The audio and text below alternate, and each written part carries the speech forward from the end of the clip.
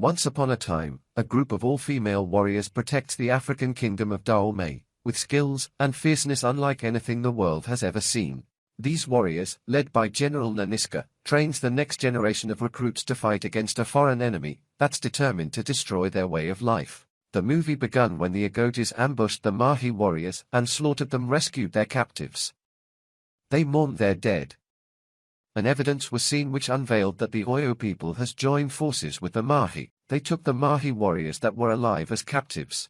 As they were returning from their raid, all the villagers came out to celebrate their return. They bow their heads down as they passed by, for it is forbidden to look into the eyes of the Agojis. In the Dahomey kingdom was Nawi, a 19-year-old girl whose heart is as strong as the lion.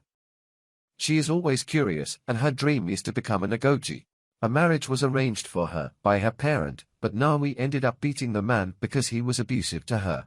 Out of anger, Nawi's father dragged her to the palace to serve the king. When the Oyo warriors returned to Mahi land, they realized the Agojis have murdered their people. The leader of the Oyo warriors, General Abba, got angry when he saw that Mahi warriors allowed women to murder them. The king called a council meeting to discuss the involvement of the Oyos in the raid of their villages. He decided that they will not pay tribute to them. Other members of the council did not agree to the king's decision because the Oyos have more warriors than them. The king later agreed to pay, but for once. There was an argument on the slave trade. Nanisca suggested that they can rely on the palm plantation rather than slave trade. Her aim is to abolish slave trade in Dahomey Kingdom. The new recruits were addressed by Nanisca. She told them the rules of Agoji: no husband, no children. She gave them the choice to leave if anyone is not willing to be an Agoji. Some left and some stayed. Among those that stayed were Nawi. When they were about to sleep, Nawi and some other new recruits had a chat.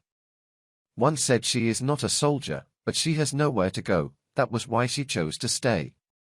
Nawi turns to the other and asked her why she stayed. She gave an interesting answer: for here, she is a hunter, not a prey, so she said. On their first day of training, they were given ropes. Nawi was displeased with the rope given to them as a weapon. Nanisca gave her a sword to cut off the head of the dummy. The sword was too heavy that Nawi could not even hold it with one hand. She tried to cut off the head of the dummy, but she couldn't. Nanisca took the sword and with a swing, she cut the head off. She showed her that it's better to start with the rope. They continued their training towards the final contest. For those who will pass will stay, and for those who fail would be kicked out of the palace. Isoki, the couch of the recruit, had an endurance test with a male guard and won. Nawi and her friends designed a deceitful trick to make fun of their trainers. They put gunpowder in the heads of the dummies. So, when they struck, it exploded. Nanisca questioned them, but Nawi took the blame on herself. Nanisca wanted to sack her, but she pleaded that she wanted to fight for her king. Nanisca woke up from a terrifying dream. Amenza, a friend, and her right-hand woman came in.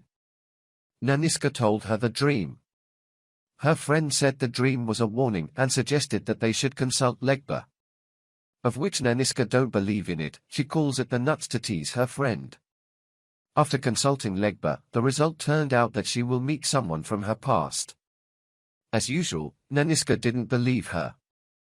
Amenza advised her to go to the altar and give gift to the gods. On her way she saw Nawi training. Nanisca was impressed for her having extra training while her friends were sleeping. It was time for the Oyos to come for their annual tribute. When the general of the Oyo warriors, General Oba Adi, took off his veil, Nanisca recalled his face. Oba was part of the men who sexually assaulted her when she was taken captive. Upon setting eyes on the gifts, they realized that the quantity was reduced. King Gaizo made it known to them that they are aware of their involvement of the raid of their villages. Oba then demanded that they should add 40 young Agoji to the tribute. And if they refuse, they will be banned from the usage of port wheater for their trade. King Gaizo then decided that they will add 20 Agoji of their choice instead of 40. Oba asked some of his men to stay back and bring the tribute. But Nanisca had a different mind. Among the 20 Agoji Nanisca chose was Nawi. Nanisca was recalling the trauma she went through. She felt unease so she went to the altar. Amenza went to her to find out what happened. She confirmed that her nuts were finally right. In the port of Wita, Malik and Santo, a new slave masters just arrived. Malik, a descendant of Dahomey. His mother was a slave, and his father was white. Malik felt uncomfortable when he saw how the slaves were treated. Nanisca and her warriors got to port of Wita to deliver their tribute. Malik recognized them on first sight, since his mother was a Dahomey.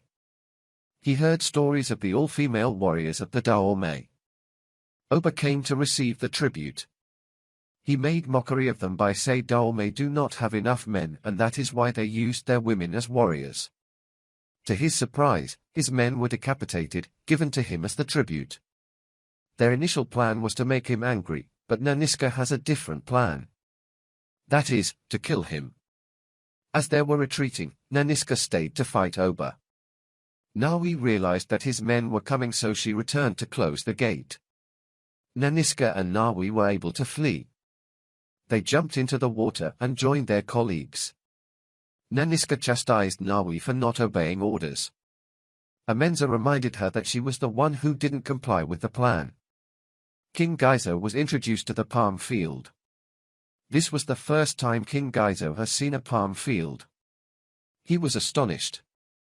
Nanisca was able to convince King Gaizo to concentrate on the trade of palm production, not slavery. Nawi went to the river to look for a stone to sharpen her sword. She saw someone bathing, she took his clothes. Nawi wanted to punish him because he was a slave master. She was surprised that he understands her language. Malik revealed to her that her mother was Dahomey. She got to realize that he was not a threat, so she handed over her clothes to him. Nawi asked him why he is in this jungle. He told her that her mother has told him a lot about Dahomey, so he is going there. Malik was introduced to King Gaizo. Malik told the king that her mother is dead, and he came to accomplish his mother's dying wish. This was the day of the final test. Those who will pass will become Agoji. Their first test was to pass through Bush of Thorns. Nawi passed the first test but couldn't let her best friend, Fumbe, kick out of the palace. So, she went back to help her. The second test was to climb a wall. And the last stage was to fight the soldiers on the way and cut off the head of the dummy. She became the victor and King Gaizo awarded her. Nanisca was attending to her wounds when she saw a mark on the left arm. Nawi told her it was there since the time of the orphanage. Nanisca was surprised that she was an orphan. She was disturbed. She had the feeling that she was the child she got from the sexual abuse of Oba, of which she asked Amenza to discard. She confronted Amenza. She confirmed that the child was given to the missionaries. Nawi saw Malik lingering around the fence. She approached him. They had a chat. Malik asked her to visit him at their camp. Nawi told him they will be having their blood oath to initiate them into Agoji, so she will not get the chance to see him. But she was later convinced. Amenza led the initiation. Blood was drawn from every sister to perform the rites. After the initiation, Nawi sneaked out to meet Malik at their camp.